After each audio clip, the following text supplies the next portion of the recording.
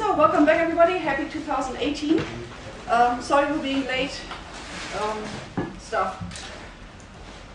I got a few emails from people asking about exam stuff. I only got back last night after midnight, so I haven't gotten around to replying. I will try to do some stuff today.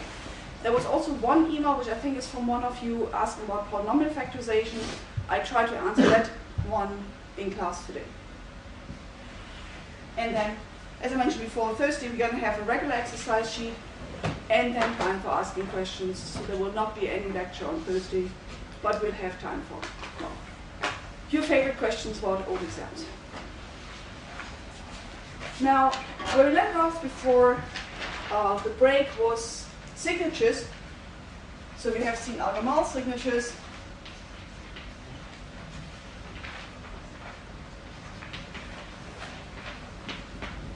We have seen Algamal encryption.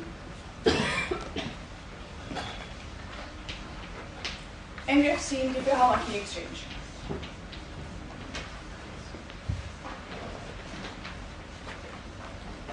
And while I've been giving some dates like Diffie-Hellman 76, Algamal much later, I didn't highlight so much that, for instance, encryption comes before signatures.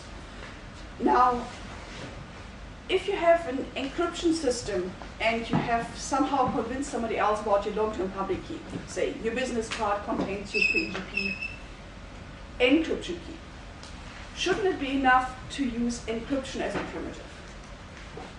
So if I want to prove to you that I'm me, where me is defined by the person who holds a secret key to the public key that you all know, then what you could do is you send me a challenge ciphertext and I decrypt it. We believe that nobody else can decrypt it, so you're pretty sure you're talking to me. And so Needham-Schroeder set out to turn this into a formal protocol where Alice and Bob talk to one another and are convinced that they're talking live.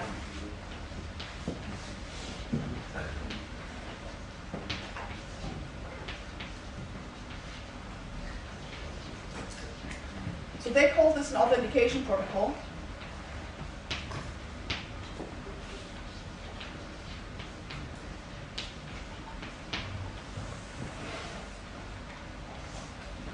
And so the idea is to use encryption for authentication.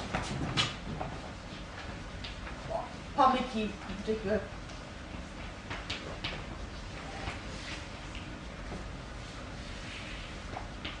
Encryption with long-term keys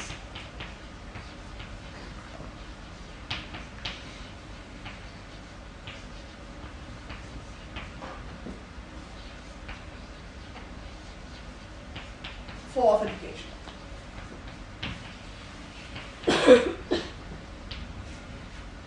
Now I don't want to bother distinguishing between whether this is an Algamal encryption or an RSA encryption. I will just have an encryption function. Now for symmetric crypto, we had the notation enc sub c, there's sub k for encryption under this secret key k, and I'll just now use this notation as well for public keys. So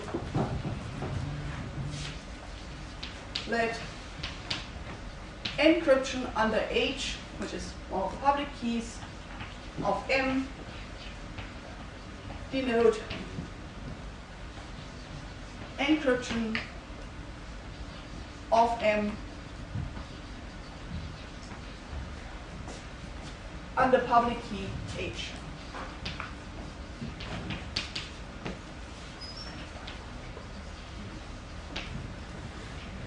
And then all our favorite players, Alice, Bob, and Eve, will have the public keys. So let A have HA, B have HB, and E have HE.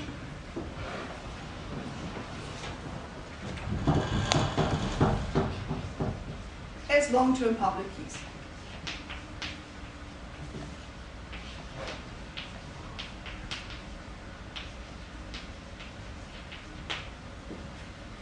And so what Needham-Schroeder was saying is basically what I was just sketching, like if you send me something which is encrypted to my public key and I can properly reply, then we're good. Now, you would like to have something fresh, you would like to have each party authenticate to each other. So they were envisioning this as a two-party protocol where we have Alice and Bob talking to each other. So Alice sends to Bob the encryption under Bob's public key. And now, well, there has to be something fresh. So Alice picks some NA. And this thing is random string. So this is just some 0, 1, either infinite or fixed. Usually there's some fixed length k. Length is usually L, so L. Sends this over. And she also wants to say, by the way, this comes from Alice. Please send your reply back to Alice. Okay, so she puts her name. And then Bob receives this, has his secret key belonging to H sub B encrypted. Now he has NA. So Bob decrypts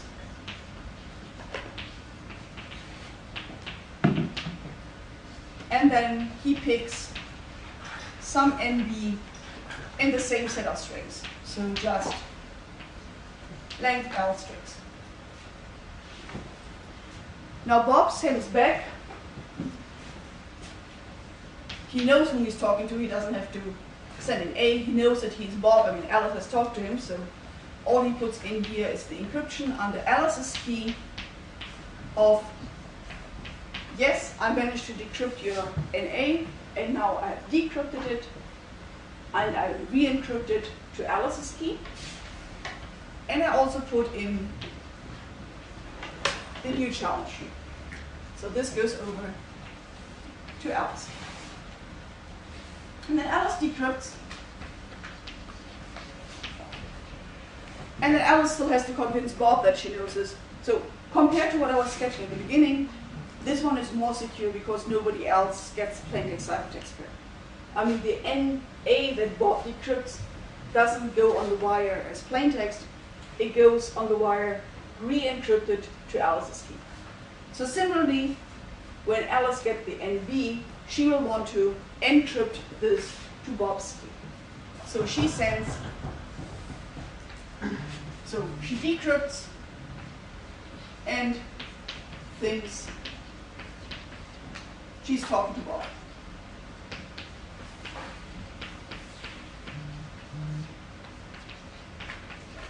Bob is the only person who could have decrypted this, yay.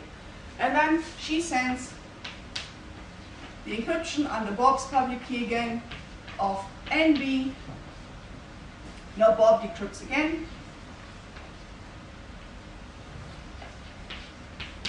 And goes, yep, Alice, check.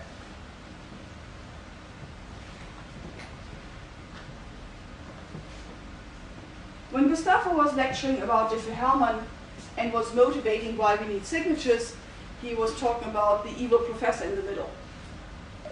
There are no evil professors in the middle. We're all good guys. So we'll again pull out Alice. We'll again pull out Eve as the eavesdropper. Now your task is to think about how you can mess with this protocol. How can you put yourself somewhere, and I'm going to give away as much as that you're going to be sitting in the middle and you're going to be passing messages. So you're Eve, and you either want to convince Alice that you're Bob, or you want to convince Bob that you're Alice.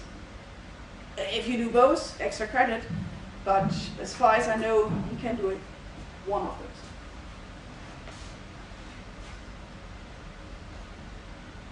So where are weaknesses in this?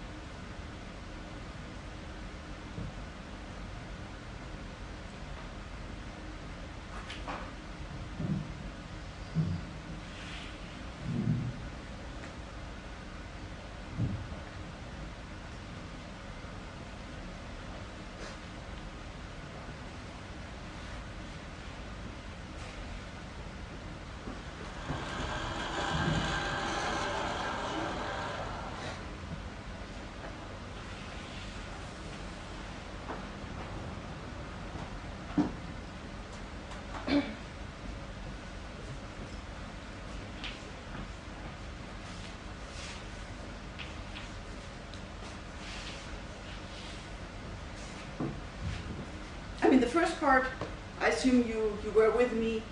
Alice and Bob are able to do this. I mean, if Alice knows her key, if Bob knows his key, they are able to play this. So if Alice is Alice, she will convince Bob. If Bob is Bob, he will convince Alice. But where can we put an Eve?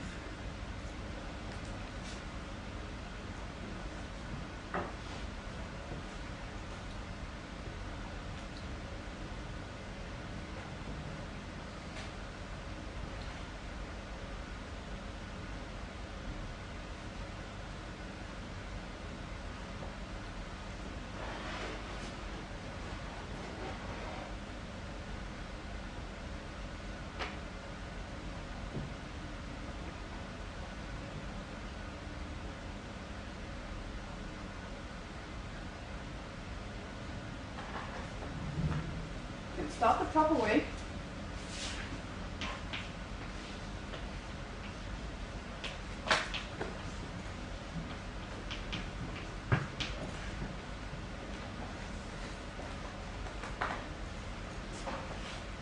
That was the easy one.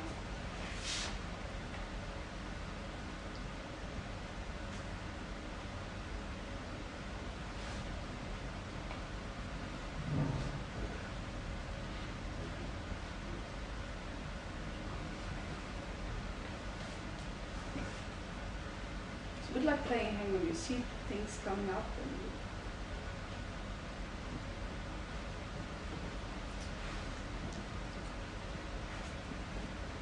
If now Eve sends just the encryption under B's key of NE, E, we don't gain anything. So out of the two possibilities, let's try to impersonate Alice to Bob.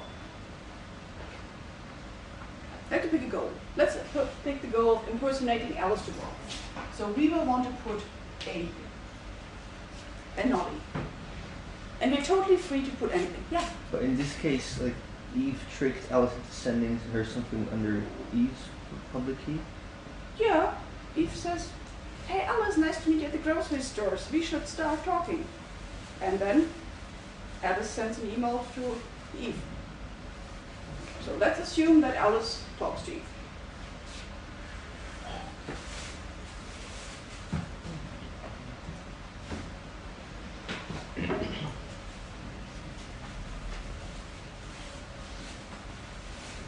If you want to send something to Bob, it has to be encrypted under Bob's key. Give me away another piece here.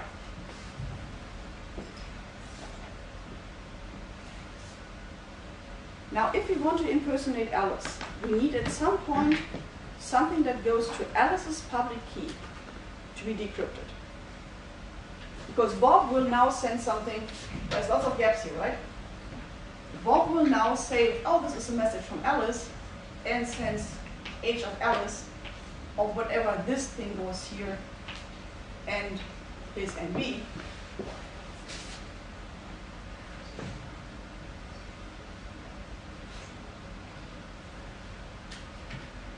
And we want Alice to decrypt this.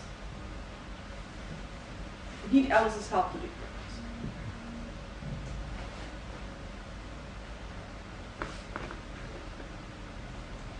Now, if Alice thinks she's talking to somebody, what Alice expects to see next is NA back. So this thing must include NA, else Alice will decrypt and go something is wrong. So if you want to have an NA here, you also have to put it here. But that's okay. So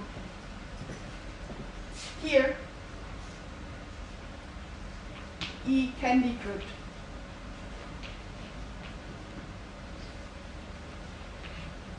Because this was sent to Eve's key.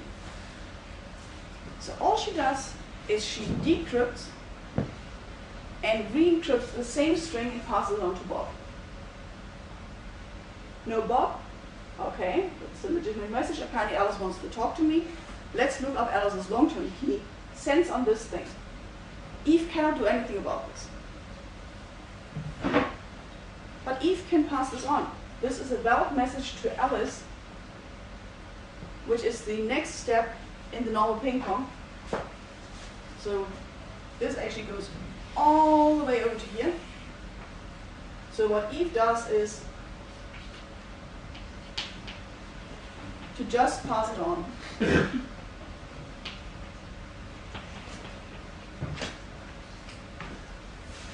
So this goes to Alice, and this goes to Eve because, well, that's the party who had sent the message, that's the IP address. It goes there, Eve takes it, doesn't decrypt because she can't, doesn't re-encrypt because, well, no point, just passes it on to Alice. Now Alice does have the secret key. So Alice, here we get NA, so that's fine. Here we get NB after decryption. Now Alice knows she's talking to Eve, so Alice will send to Eve, yep, I've been able to decrypt your message, so she sends the encryption under Eve's public key of NB. And now Eve has the token she needs to convince Bob that she was able to decrypt Bob's challenge. So Eve gets this, decrypts, and then re-encrypts it to Bob's key.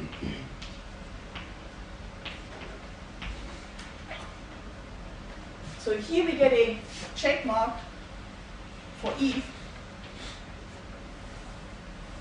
Here we get a smiley because I managed to get it.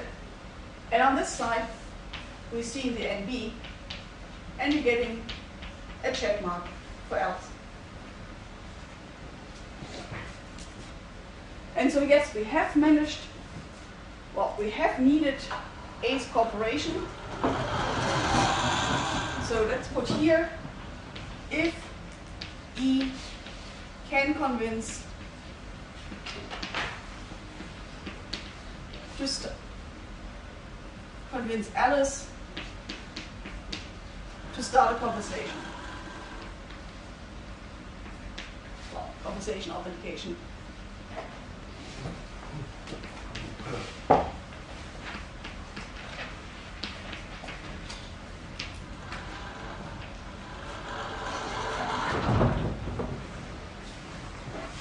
So what we have now is that Alice knows she's talking to Eve.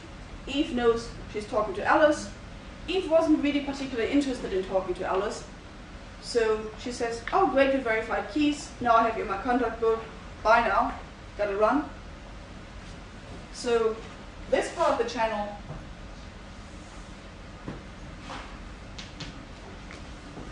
E can close.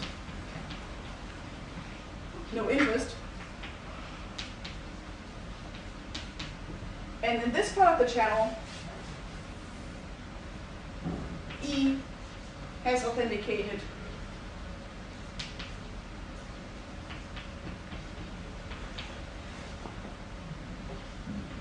SA to Bob. So pick your favorite scenario. Maybe Alice is the Intercept. Everybody trusts the Intercept or WikiLeaks or some news site, good news site, not to leak any secrets.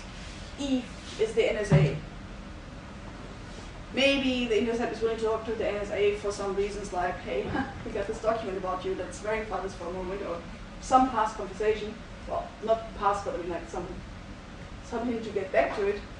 And then Eve can impersonate the leaker, let's call him Snowden, to actually say, oh yeah, this is the good side that we know. And suddenly you have Snowden talking to the NSA while believing it's the Intercept or the Guardian or Lower Quadrant or something. So this is a big disaster. All we set off was we want to make sure that A and B are sure they're talking to one another. And now Bob got fooled into believing he's talking to Alice. So this one is not an authentication protocol.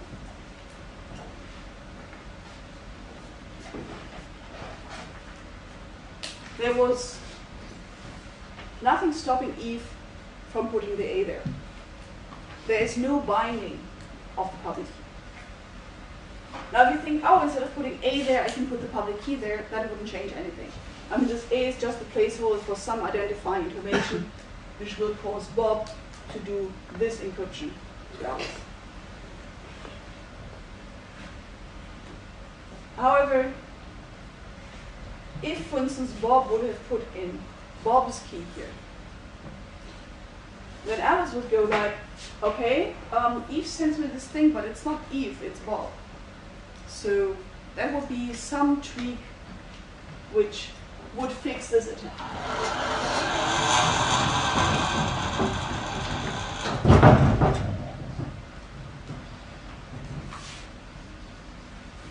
So we can avoid this attack.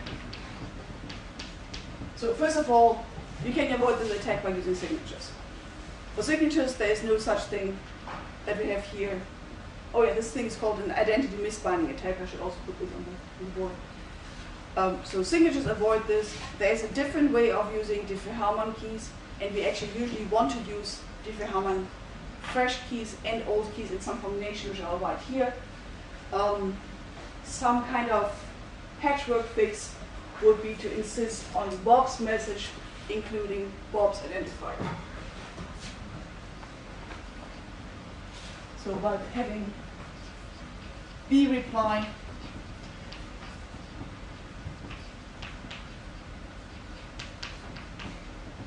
with the encryption under whoever you think, in this case Alice, he still needs Alice's challenge, he needs his own challenge, but he can totally put in something saying, and by the way, this is Bob. I'm not saying this solves all the problems in the universe, but it does avoid this particular attack. However, that wasn't how this protocol was described.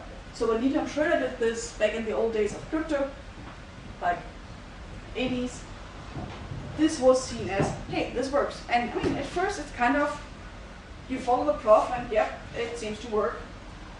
Doesn't include any honest Alice or Bob. And needs a little bit of subversion to figure out how you can get Alice in the middle.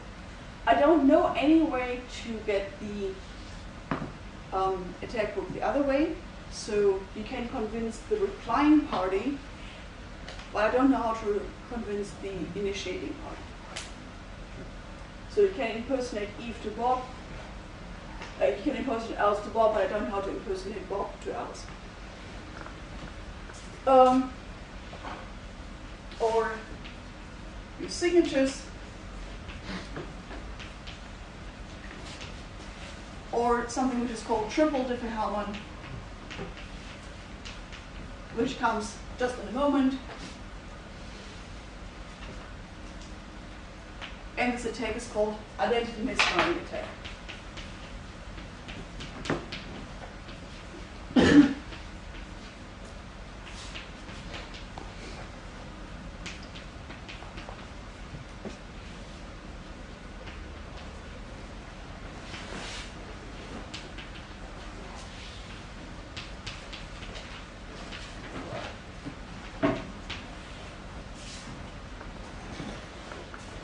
Now, triple Diffie-Hellman is again the same motivation. We don't want to bother with signatures. We have implemented a perfectly fine Diffie-Hellman. Let's use this as much as we can. Let's also include that we want to have a fresh key per session. So triple BH. So we have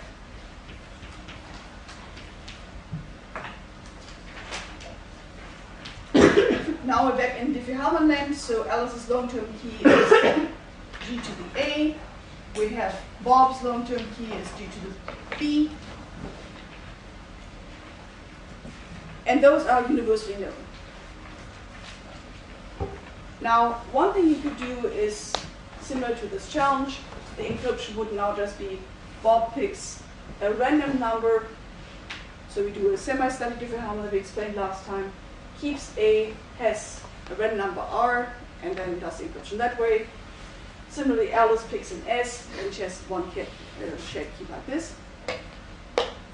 The way that this triple Diffie-Hellman is, it's not just two Diffie-Hellmans, which are just laid out as the static is fresh, static is fresh, but we also want something which is absolutely fresh. So if ever the long-term keys get exposed, assume that the short-term keys have been erased right after usage, there's something that somebody, well, that the attacker wouldn't get.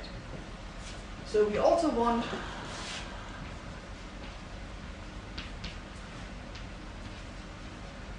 authentication,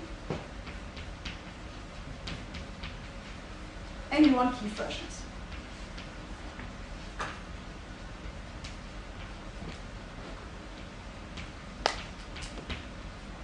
So if A, B, well, one of them, or B are later exposed,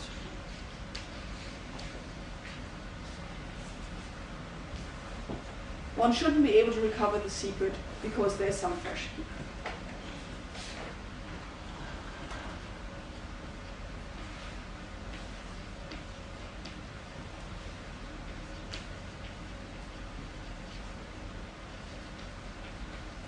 So whenever you see something about key freshness or perfect forward secrecy, that means you will have per connection Diffie-Hellman.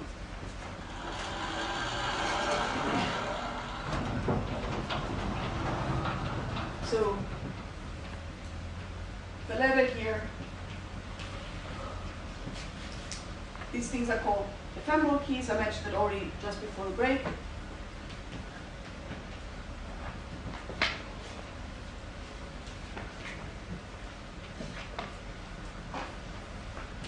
So an ephemeral key is either a one-term key, or like just for this one connection, or it's a short-term key. The important feature is that it's erased after the end of this, well, after the end of this period. So, which gets erased.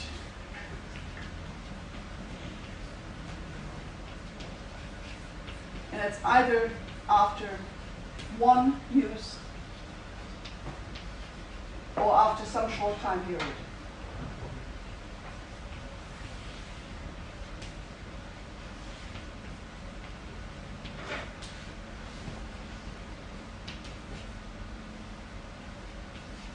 So ephemeral keys are no good for authentication.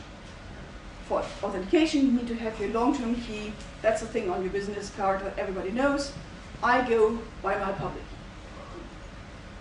Well, then you don't get any freshness. If ever I'm raided and we have done something which is to my long-term key, then my long-term secret key is in the hands of whoever got the data, and so they can recover it. Triple Diffie-Hellman does the following.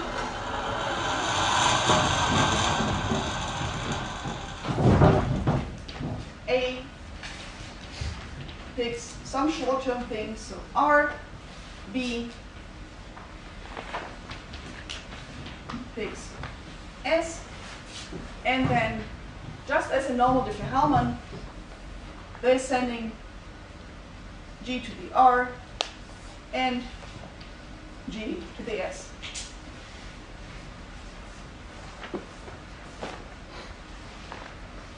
And now what the shared key is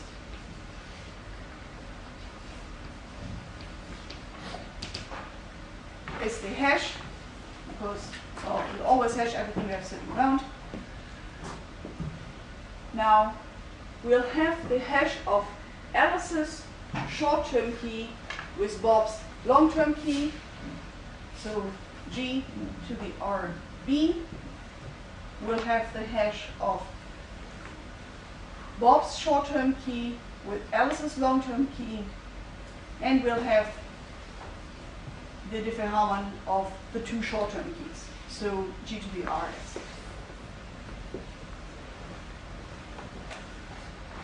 Now Alice knows little a, Bob knows little b, Alice knows r, Bob knows s. So here, Alice knows the r for computing this, Bob knows the b. Here it's the other way around. Bob knows the short-term key s, Alice knows the long-term key a. Alice knows r, Bob knows s. So both can compute this thing. They will do some MAC of something, something, something. I'll write this down. So they will do a similar ping pong as in Needham-Schroeder to convince each other that yes, they both know this shared key. But this time we have a fresh component and we have the long-term keys. It's a triple Diffie-Hellman, not a quadruple Diffie-Hellman. We're leaving out the long-term paired with long-term. Because that's one thing which doesn't change between key exchanges, so it's not necessary. Let's call this thing little k.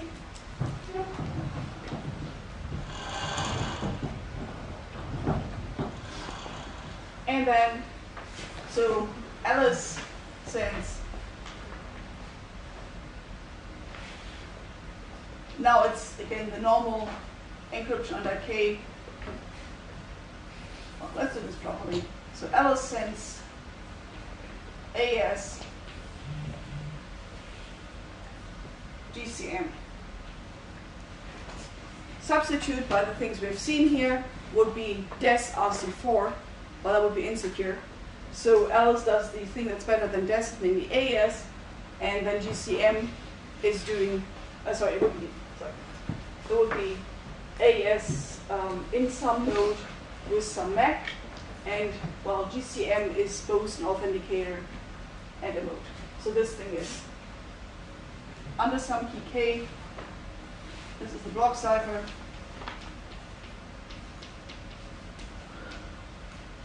And this one here is mode and authentication. And she sends this of an A concatenate 0. And then we can do the same thing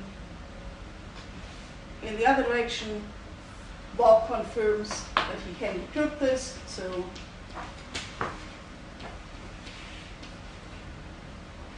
he sends an A, and B, and 1, or maybe send 0 there. Well, pick something to say, like on the first message, on the second message. In any case, in the next round, Alice will send AES GCM of K, confirming she has gotten NB, and this one is now the second type message. So that gets a 1. So the last part looks much like in the Needham-Schroeder, except for in this case, both of them are already using a value that only they could have computed. So there's nothing really fundamentally wrong about this idea. It just doesn't bind Alice to Bob. But we see lots of protocols where we do have that Alice sends a challenge to Bob. Bob proves that he can decrypt it by sending the plaintext, then sends a challenge to Alice. Of course, we put this all into one bit block, sends it back, and then Alice says, yep, got that one. And now they're both happy. So that was triple Diffie-Hellman signatures we have seen already. That would be the end of that chunk. Now, 4 minutes.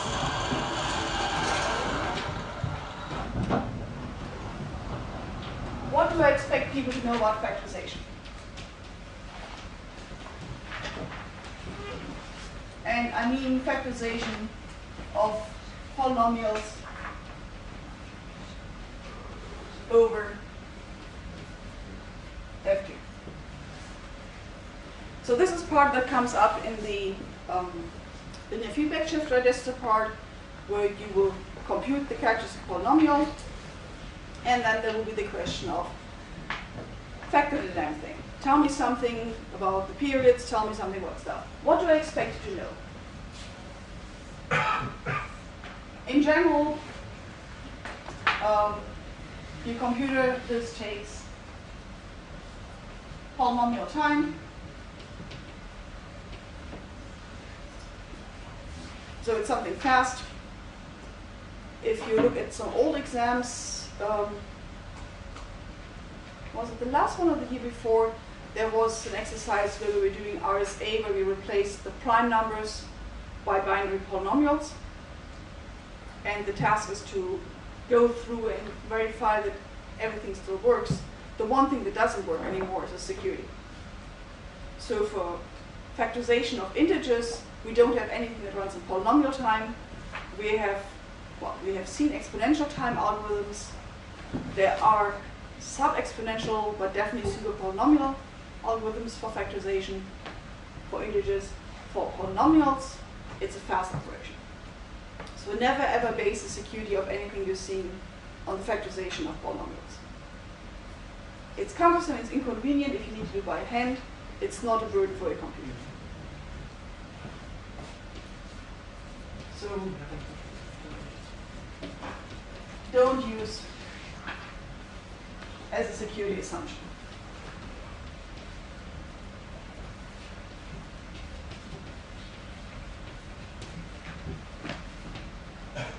What I expect you to know.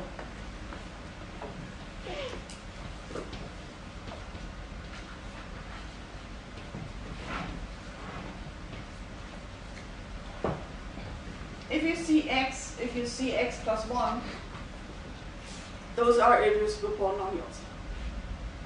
Okay, do that. If you see x squared plus x plus 1,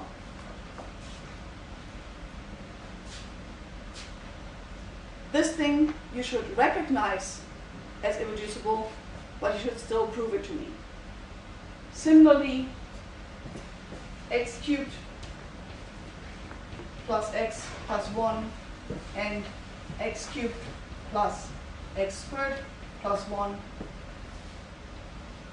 are irreducible.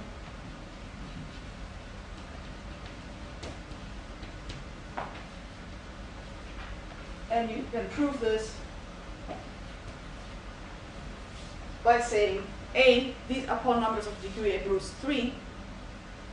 So if they have effect, if they split, if they're of degree 3, if there's any split, well, one of them will be degree 1. A degree 1 polynomial means it's linear, means it has a root.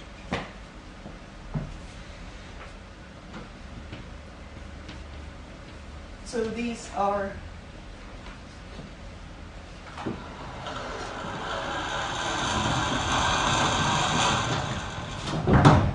of degree less than or equal to 3. So any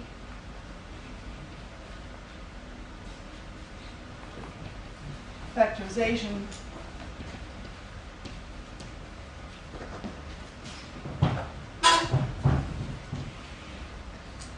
would involve a linear factor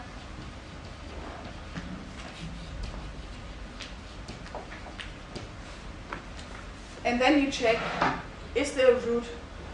Well, over F2 you only have two possibilities. You check 0, you check 1. Let's keep this for a moment. If you check 0, you're getting 1. If you're checking 1, you get 1 again. Same here, same there. So, but there is no root.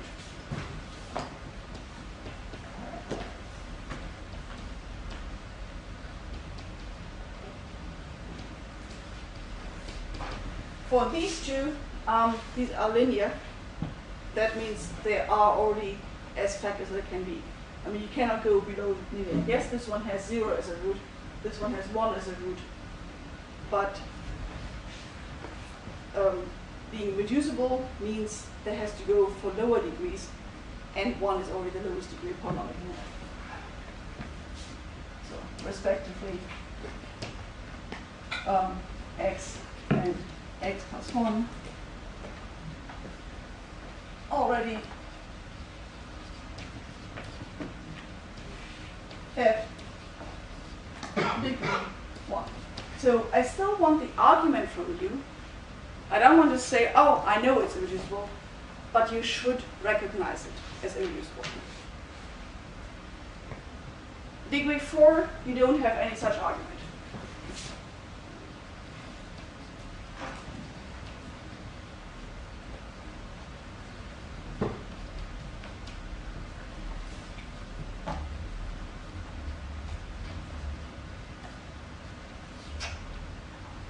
Don't try it, it's wrong. It doesn't work. Now, what do I expect you to do for degree 4? Remember, all of the things you're going to see are exam situation things. These are cooked up. These are not the stuff you find in your garden. These are things where I sit down, try to make a system so that you can take it apart again. I will not confront you with a degree 15 polynomial. A would take too long anyway. But I'd probably give you a degree 4 or 5 polynomial. If you see a degree 4 or 5 polynomial, you will know that it must contain some small factor. That is your collection of factors.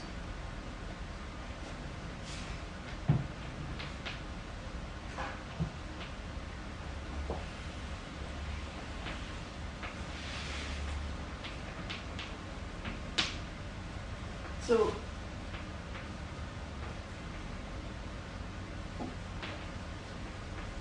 if you see any other polynomial, you search for factors. And typically, I'm a nice person, so you're searching for roots.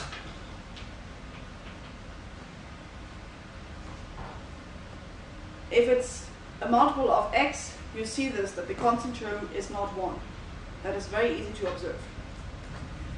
If 1 is a root, you see this because it has an even number of terms. Count there. Skip the linear ones. These have odd number of terms. When you put in 1, you get an odd multiple of 1, so you're getting 1, not 0. If you see anything with an even number of terms, which has constant equal to 1, you know that 1 is a root. You don't easily see whether 1 is a repeated root.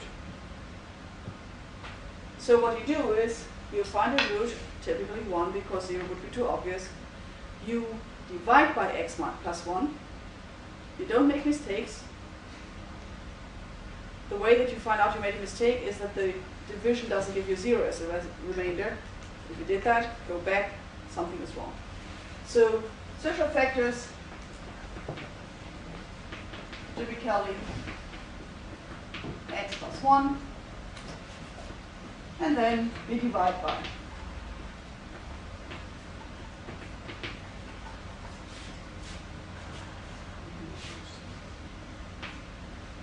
You want to check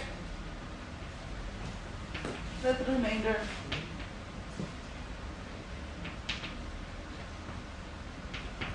is 0. After the exercise, you see one of those polynomials, you prove it's irreducible. You don't prove it by Rabin. That's too much work. I don't expect you to do any Rabin proof. I do expect you to do this argument. If it's not one of those, it's not irreducible. Probably there's another x plus 1 in there. If the exercise gives too many points, then I was like, oh shit, I'm out of easy ideas for the LFSR. Let me do something interesting. Let me hide the x plus 1, x squared plus x plus 1 in there. So I don't know yet how I'll feel end of this week when I'm making the exam. But if you, for instance, see an x to the 4 plus x squared plus 1, you will not find a root. But it's also not irreducible, because that's the square of x squared plus x plus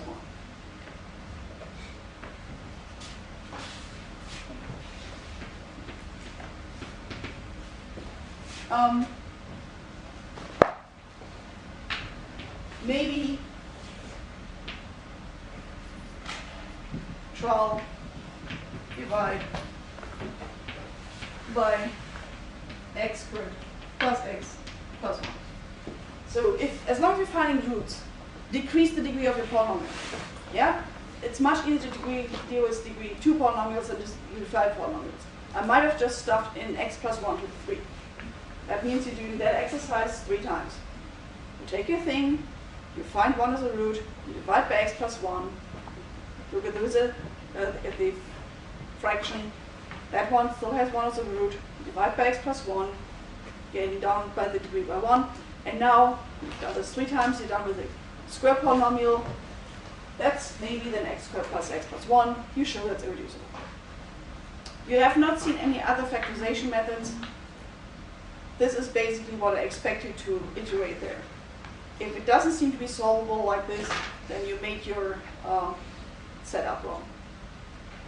I mean, there's one downside with this LFSR exercise is that you are the person who comes up with the polynomial.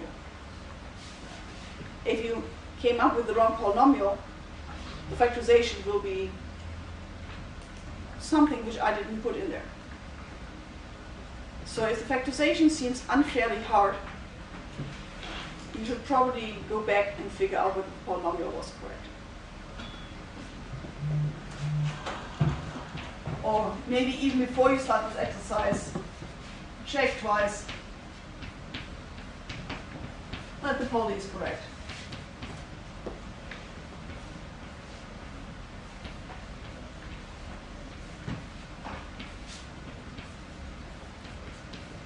Because on my end, it's very frustrating to correct exams where you've been doing a great effort in trying to factor something which was unintendedly hard. And you don't even solve the exercise I gave you. So I have to figure out, like, okay, I asked him to paint the wall. He instead painted the window frames.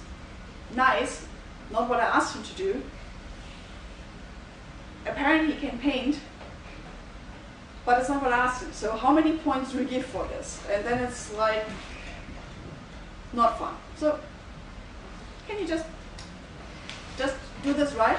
Okay? Good. All right, with that happy note, let's have a break till 5 to 12.